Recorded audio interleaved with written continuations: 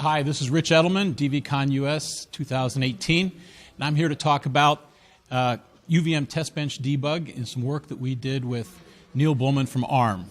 He was debugging his ARM Cortex M33.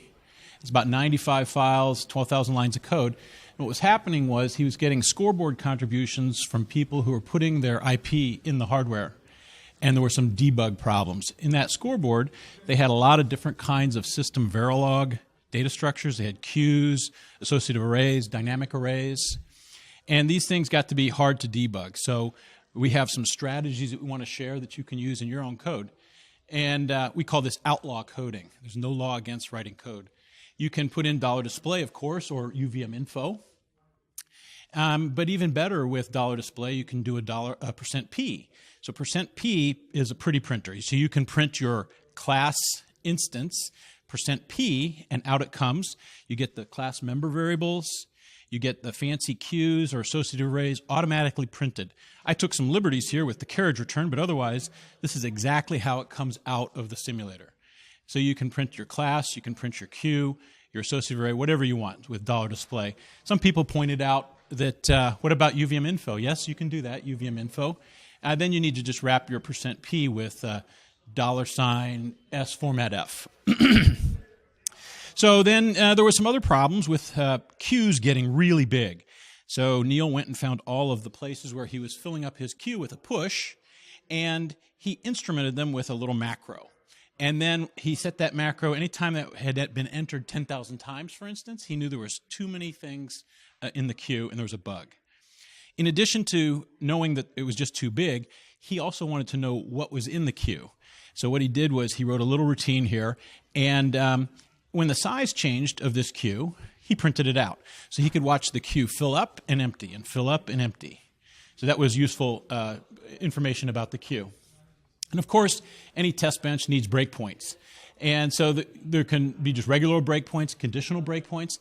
This is almost like an assertion. It says, if you get into this bad mode, please stop. Or print a message, do other things.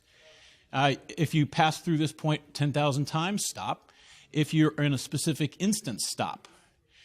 Now, of course, this is the common thing that you can do with a regular debugger, but you can also write code. There's no law against writing code. Break on change was a very popular one. In Neil's scoreboard, there was a lot of classes, and what was happening was people were flipping the conditional bits so that when a comparison happened late in the pipeline, it was the wrong comparison because somebody had flipped the bit many clocks ago.